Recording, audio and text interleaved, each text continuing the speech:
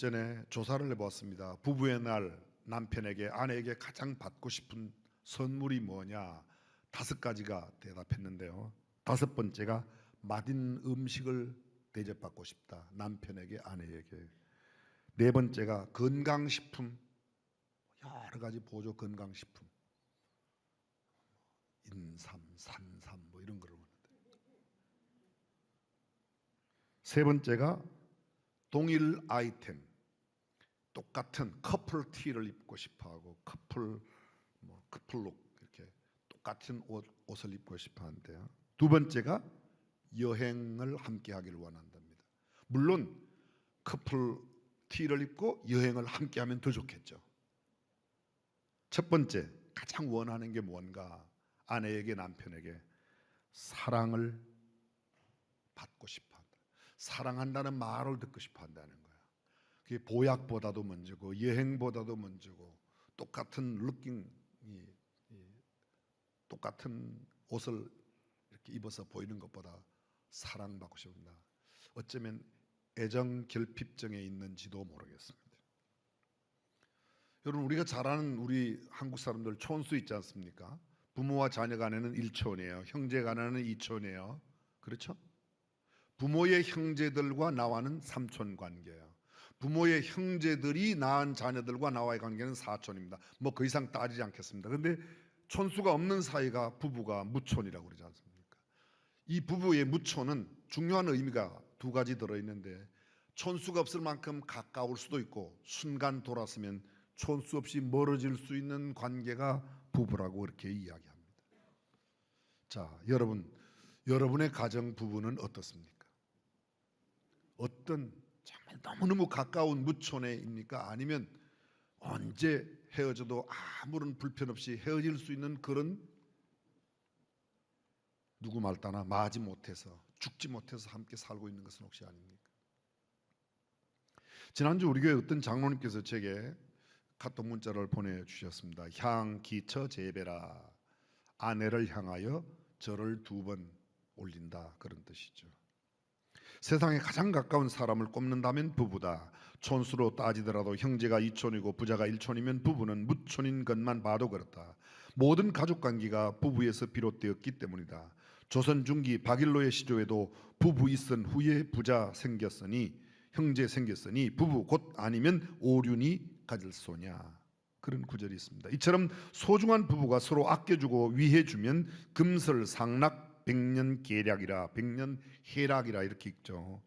금설이 너무너무 즐겁게 좋아서, 부부관계가 좋아서 100년 동안 함께 즐기면서 산다라는 말이죠. 색시가 고우면 처갓집 외양간 말뚝에도 절한다라는 속담이 있다. 귀중한 아내가 잘해주기까지 하면 주위에 보잘것없는 것까지도 좋게 보인다는 그런 뜻이다. 처가 외양간 말뚝이 아니라 아내를 향해 2번 절했다는 이야기가 있다. 얼마나 아내가 소중했으면 그랬을까. 조선 후기의 문신 최재공, 버남 최재공 선생의 문집에 실린 효자 이야기에서 나온 말입니다. 버남인 최재공 선생, 영조 정조 때 사람인데, 영조 정조 잘 모르죠? 영조 정조 그냥 옛날 사람으로만 알잖아요. 근데 여러분, 정조는 우리 수원과는 뗄래야 뗄 수가 없어요. 정조 왕이 다산 정약용 그리고 이 버남 최재공 선생을 통해서 세운 성이 화성이고, 거기에 화옥문이 있고 방화수류정이 있고, 방화수류정은 정말 다산 정약용의 신앙사상이 있어서 천정과 벽면에 십자가들이 다 있습니다. 언젠가 우리 교구의 총무님들, 우리 교회 부교육자들과 함께 가서 보았는데요. 거기에 신앙, 다산 정약용의 신앙의 십자가가 그대로 다 심겨져 있습니다. 사도세자의 폐위를 말리고 신원에 힘썼으며 수원 화성을 담당한 것으로 유명한데, 그의 책 권 55에 전하는 충이, 미람, 효행 등에서 임효자전, 임시성을 가진 효자의 내용이 있다. 임효자는 경상도 상주 사람이다. 미천한 신분이었지만 지극한 효성으로 8순이 넘은 노모를 섬겼다. 어느 날 그의 아내가 제사 때 쓰기 위해 기름을 짜 항아리에 담아둔 것을 시어머니가 요강인 줄 알고 채소밭에 뿌리려 했다. 어린 손녀가 안 된다고 소리를 지르자 어머니가 얼른 그 딸의 입을 막으며 노인을 놀라게 해서는 안 된다고 타일렀다. 그리고서는 물과 섞어서 버려야 한다며 항아리를 받아 물을 섞어서 버렸는데 시어머니는 조금도 눈치채지를 못했다. 저녁 때 임효자가 돌아와 어린 딸에게서 자초지종을 듣고 곧장 섬돌에 내려가서 그 철을 향하여 2번 절을 하였다. 효자 편하게 향기처 제베라. 효자인 그 아들이 딸의 이야기를 듣고 아내를 위하여 계단에 내려가서 아내에게 2번 절했다, 그런 뜻입니다. 임효자를 널리 알리기 위한 글 더욱 효행이 빛나는 사람은 그의 부인이다. 평소에 효행에 감화되어 그랬을 수도 있지만 어린 딸에게도 좋은 본보기를 보인 점에서 임효자에 못지않다. 솔선수범하는 가정교육의 중요성은 여기서도 알 수 있다. 오늘날 가정에서 한두 명의 자녀를 키우면서 왕자나 공주처럼 그렇게 키워 자기밖에 모르는 사람이 되게 하니 가정교육이 무너졌고 사회의 질서가 혼돈 가운데 있다는 그런 글입니다. 사랑하는 성도 여러분, 어떻게 살면 행복하게 살 수 있을까요? 어떤 부부가 행복한 부부입니까? 부부가 어떤 사람이 되고 어떤 행동을 하면 행복한 삶으로 살아갈 수 있습니까? 실화의 이야기를 한 토막 더 소개하겠습니다. 서울 강남에 사는 어느 교회 집사님 부부의 실화입니다. 이 2부부는 모두가 미국 유학파 출신입니다. 유학까지 갔다 왔으니 공부를 얼마나 잘했습니까? 또 많이 했습니까? 그런데 서로가 자존심이 얼마나 강했던지 매일같이 안 싸우는 날이 없었습니다. 남편이 한마디 하면 부인은 두마디 하면 3마디 열심히 소리치며 싸웠습니다. 절대로 굽히지 않았습니다. 한치 양보도 없었습니다. 얼마나 자아가 강한지 부부싸움에 역사적인 사명을 갖고 태어난 것처럼 매일매일 싸웠답니다. 그런데 그렇게 싸우는데도 참 신기하게도 세월이 흐르자 애들이 2 태어났습니다. 애들은 2이 태어났지만 가정 부흥회는 여전히 계속되었습니다. 부흥회 아시죠? 야, 이제 우리 이렇게는 더 이상 못 살겠다. 헤어지자. 평생 싸우고 어떻게 살겠냐. 그래, 헤어져. 언성이 또 높아졌습니다. 그냥 한쪽이 그러지 말고 또 한번 살아보자 이랬더라면 달랐을 터인데 너무너무 심했습니다. 헤어져, 서류 갖고 와. 서로 도장까지 다 찍었습니다. 이혼하기로 합의를 다 끝냈습니다. 그런데 그날 남편이 출근을 했는데 회사에서 새로 발령이 났다는 겁니다. 해외 지사에 가서 6개월 동안 근무해라. 저녁에 돌아온 남편, 어차피 당신하고 헤어질 건 뭐 뻔하지만 내가 서류 정리할 시간도 없으니 6개월 갔다 와서 그때 서류 정리하자. 남편은 해외로 떠났습니다. 아내는 생각했습니다. 뭐 이제 이혼한 거나 짐비었고 남편은 해외에 갔으니 내 맘대로 살아보자. 이혼한 것 출장 갔다 와서 하자는 그 말 있었지만 별것 생각하지 않고 그는 노래를 불렀습니다. 나 자유 얻었네, 너 자유 얻었네, 우리 자유 얻었네. 남편도 없겠다. 마음대로 먹고 마시고 한번 살아보자. 그는 일찍 나가서 술도 마시고 춤도 추고 하고 싶은 것 다 했습니다. 이것저것 다 해보았습니다. 그러나 마음은 기쁨이 없었습니다.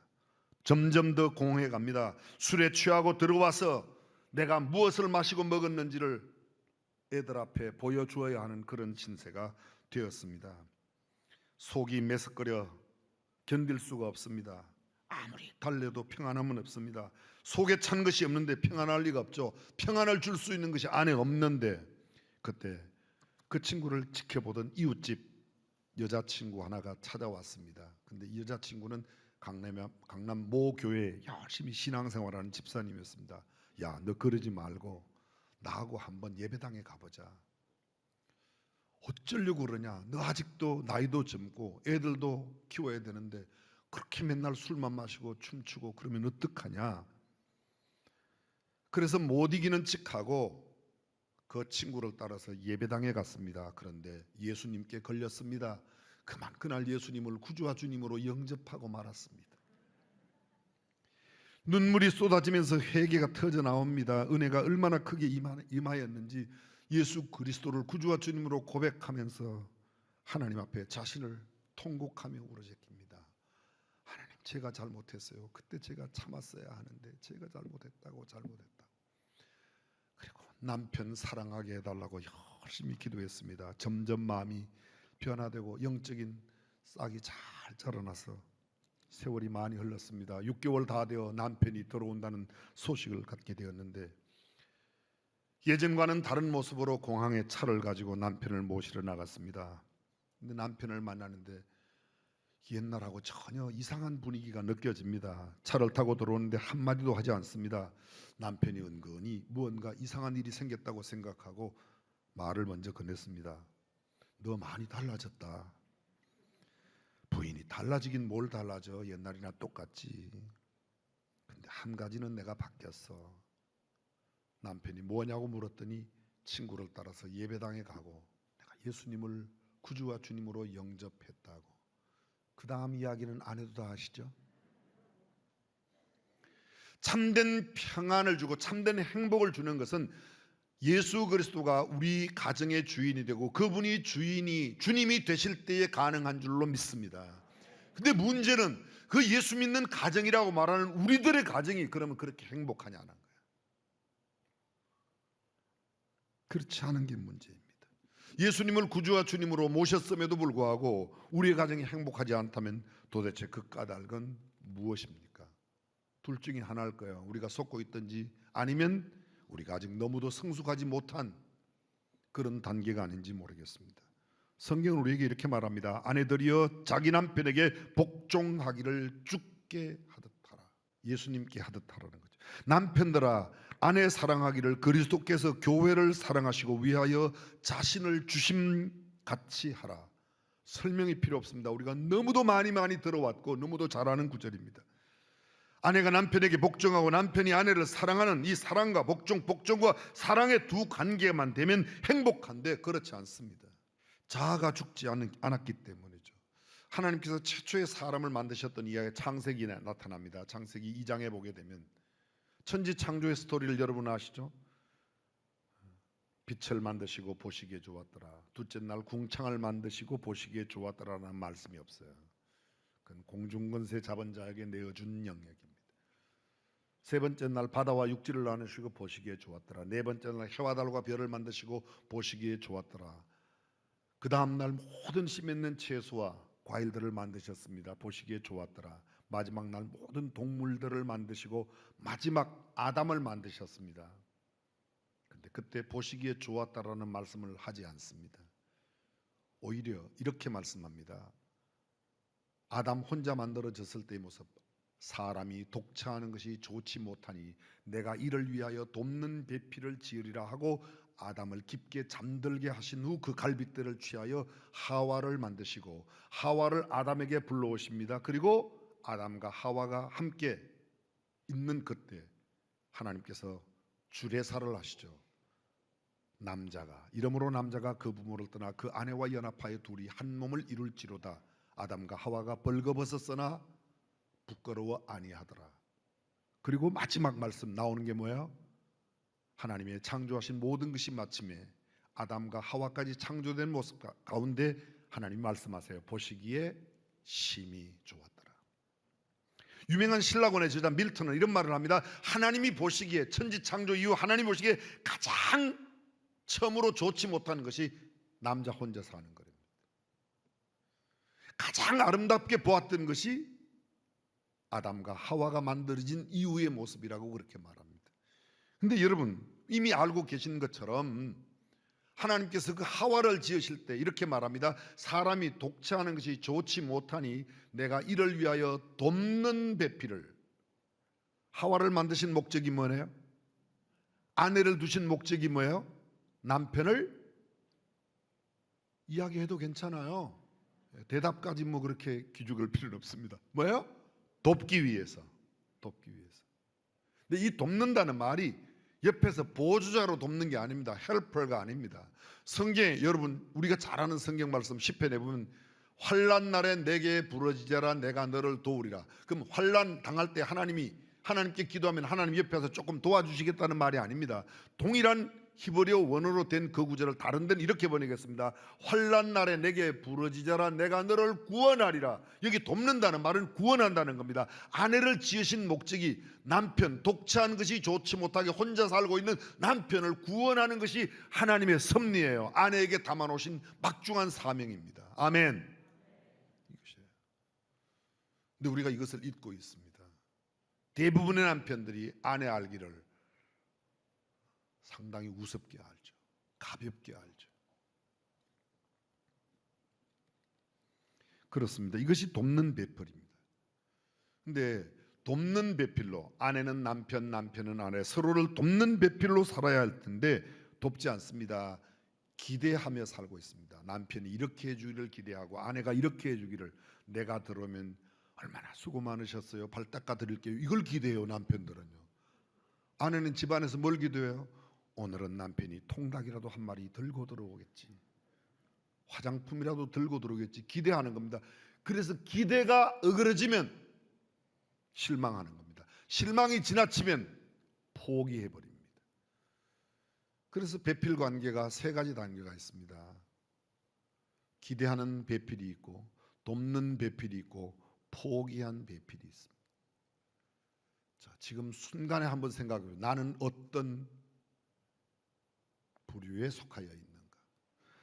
여러분 가정의 가족, 부부관계는 어떠한지, 하나님께서 주신 배우자는 판단하고 비교하기 위해 주신 존재가 아니라 사랑하라고, 도우라고 그렇게 주신 것입니다. 온 천지 만물을 만드실 때 하나님께서 두신 그 목적이 바로 그것입니다. 돕는 배필로 만드셨다는 겁니다. 말틴 루터는 이렇게 말합니다. 사랑하는 부부가 함께 사는 것이 눈에 보이는 천국이라고 말했습니다. 저 유명한 괴테는 이렇게 말합니다. 자기 가정에서 평화를 발견하는 자가 그 어디서나 행복할 수 있다. 그렇습니다. 가정에서 불행한 사람은 어디 가도 불행합니다. 가면적인 행복은 있을지 모르지만 진정한 행복은 있지 못하다는 겁니다. 서양 사람들은 가치를 개인과 국가에 두어요. 그래서 아주 가치가 높게 살겠다고 하는 사람은 혼자 사는 사람이 많고, 국가를 위해 사는 사람이 거의 혼자인 경우가 상당히 많이 있습니다. 근데 동양의 사상은 그렇지 않습니다. 아무리 나라에 큰일을 맡고 아무리 큰 기업과 사업을 벌여도 가정이 불행하고 가정이 행복하지 못하면 그 사람 실패했다고 말합니다. 어쩌면 그것이 더 성경적인 가치인지도 모르겠습니다. 존 하워드 페인을 기억하십니까? 즐거운 곳에서는 날 오라. 스윗 홈 스윗 홈 스윗 홈 스윗 홈 노래를 존 하워드 페인, 1800년대 어려운 시대 지나고 1900년대 공황을 지날 때 미국 사람들이 정말 방황할 때 그가 지었던 이 노래 하나가 온 미국을 다시 살려냅니다. 그래서 30년 전 아프리카 땅에 죽었던 존 하워드 페인의 시신을 뉴욕항으로 모셔오는 그런 이야기, 언젠가 함께 나누었던 적이 있습니다. 가정의 소중한 가치를 나타내는 거죠. 역사 속에 사라진 나라들의 패망의 원인을 살펴보고 그것을 연구한 사람이 발표를 했습니다. 가장 큰 원인이 뭔가? 이혼이 많았고 가정이 붕괴되었다는 겁니다. 이혼이 많고 가정이 붕괴되면 그 나라의 존립이 어려워진다고. 윌리엄 호킹은 가정이 없는 곳에는 국가도 있을 수 없으니 그것은 역사를 형성하는 핵세포라고, 가정이 역사를 형성하는 핵세포. 그 가정의 가장 행복한 비결이 뭔가? 여호수아가 고백했던 것처럼 오직 나와 내 집은 여호와를 섬기겠노라. 하나님이 집의 주인이 되고 예수 그리스도가 그 가정의 주인이 될 때 참 행복한 가정이 되는 줄로 믿습니다. 시편 기자가 이렇게 말합니다. 여호와께서 집을 세우지 아니하시면 세우는 자의 수고가 헛되며 여호와께서 성을 지키지 아니하시면 파수꾼의 경성함이 허사로다. 128편 1절, 여호와를 경외하며 그 도에 행하는 자마다 복이 있도다. 그렇습니다. 하나님께서 세우시고 하나님께서 지키시고 하나님의 말씀을 중심으로 살아가는 가정이 행복하다고 말합니다. 솔로몬은 잠언에서 말합니다. 스스로 지혜롭게 여기지 말지어다. 여호와를 경외하며 악을 떠날지어다. 이것이 내 몸의 양약이 되어 내 골수로 윤택하게 하리라. 하나님을 경외한다. 하나님을 경외한다. 영어로 fear God, 하나님을 두려워하는 겁니다. 하나님을 두려워하면 하나님께서 하신 말씀을 지키죠. 아내를 사랑하라, 남편에게 순종하라 라는 말씀을 섬긴다는 겁니다. 헨리 포엔 박사 40년간 훌륭한 부부의 애정생활에 대해 그 비결이 뭐냐고 묻는 사람에게 나는 아내에게 친절하려고 노력했고 솔직하려고 노력했고 사랑하려고 부단히 노력했다는 겁니다. 그냥 생겨서 하는 게 아니라 나의 노력으로, 하나님께서 주신 그 사랑으로 사랑합니다. 빌리 그레엄 목사님의 아내, 부인 되시는 루스 그레엄, 그분은 이런 말을 했습니다. 아내의 할 일은 자기 남편을 사랑하는 것이지 남편을 변화시키는 것이 아니다. 얼마나 많은 아내들이 남편을 변화시키다가 잘 안 되면 남편을 바꾸려고 그래요. 죄송합니다. 바꾸지 마세요. 바꿔도 별 것 없어요. 다 그게예요. 세상에서는 그래요. 그놈이 그놈이다 그러더라고요. 바클레이는 말합니다. 일할 때가 행복하고 사랑할 사람이 있을 때 행복하고 희망이 있을 때 행복하다. 내가 사랑할 사람, 그 사람이 떠나고 나면 허전하게 되고 외롭고 쓸쓸하고 고독하게 되어 있습니다. 사랑할 사람이 있어. 그를 사랑할 때 참된 행복이 만들어지는 줄로 믿습니다. 잠언 5장 18절입니다. 네가 젊어서 취한 아내를 즐거워하라. 그렇습니다. 교회나 사회나 가정이나 부정적인 사람에게는 성공과 행복이 따라오지 않습니다. 그런데 긍정적으로 내가 취한 내 아내를 즐거워하고 그를 기쁘게 할 때, 그를 사랑할 때 내 안에 참 사랑이 싹트며 행복할 수 있습니다. 파스칼은 말합니다. 인간을 사랑하고 선행을 행하며 소망 있는 삶을 살 때 행복하다고 했습니다. 부부간의 긍정적 관계를 꾸고 꿈을 꾸고 가정이 정말 그 꿈 가운데 살아갈 때 행복할 수 있습니다. 어떻게 하면 행복한가? 한 가지만 더 비결을 말씀드리면요, 약점이나 잘못된 것을 보았을 때 이해하고 용서하는 거랍니다. 이해하고 용서하는 것. 용서보다 큰 일이 있을까요? 근데 용서받고 용서하면 별것 아닌데 용서받기 전, 용서하기 전에는 그것이 나를 얼마나 무겁게 하는지 모릅니다. 사실은 용서하는 것은 나를 위하여, 용서하지 않는 내 마음이 더 불편해요. 갖고 있는 한, 원한을 갖고 있는 한, 불평을 갖고 있는 한. 여러분이 잘 아시는 오늘 나는이라는 찬양이 있습니다. 최용덕 씨가 작곡한 최용덕 집사님이신데요, 이 찬양을 만들게 된 사연이 있습니다. 어떤 날 어느 집사님과 함께 복음성가에 대한 논쟁이 있었답니다. 그 집사님은 복음성가는 별것 아니고 찬송가가 대단하다고 얘기하니까 늘 복음성가를 만들고 복음성가를 부르는 최용덕 집사님 너무 화가 났습니다. 그래서 막 대판 싸웠습니다. 얼마 후에 화해를 청하라는 성령님의 음성이 마음속에 들려왔습니다. 그러나 망설였습니다. 내가 잘못한 것도 없는데 왜 내가 먼저 손을 내밀어야 하는가? 자신이 교회도 먼저 나온 선배고 내가 그 사람 전도했는데 생각 끝에 먼저 손해보기를 거부하고 있던 어느 날 그 나중 믿는 사람이 다가와서 화해를 요청해서 화해를 하긴 했습니다. 그 일이 있고 나서 얼마 되지 않았는데 그 나중 전도한 그 사람이 교통사고로 갑자기 세상을 떠났습니다.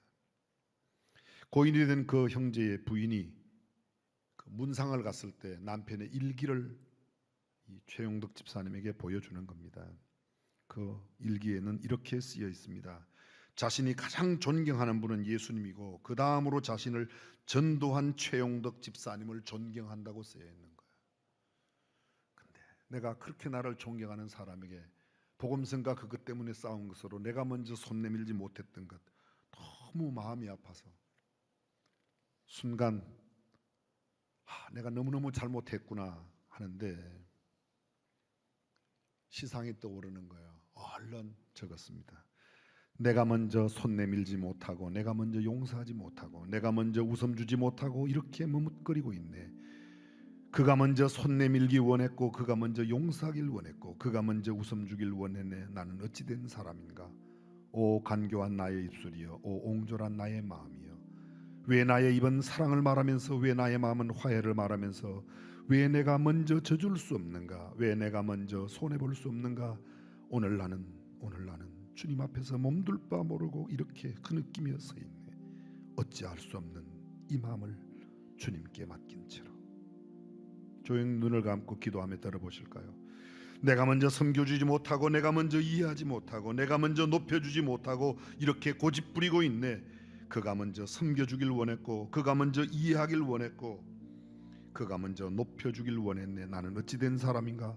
오 추악한 나의 욕심이여, 오 서글픈 나의 자존심이여, 왜 나의 입은 사랑을 말하면서 왜 나의 마음은 화해를 말하면서 왜 내가 먼저 져줄 수 없는가? 왜 내가 먼저 손해볼 수 없는가? 오늘 나는 오늘 나는 주님 앞에서 몸둘 바 모르고 이렇게 어찌할 수 없는 이 마음을 주님께 맡긴 채로 아내에게, 남편에게 내가 왜 먼저 져줄 수 없었던가, 왜 내가 먼저 손해볼 수 없었던가. 입술로는 사랑을 말하고 화해를 말하지만 그렇게 살지 못했던 자신들을 주님 앞에 조용히 자백하며 남은 생애만큼은 더 사랑하겠다고, 하나님 그 사랑을 제게 주십시오 기도하면 어떨까?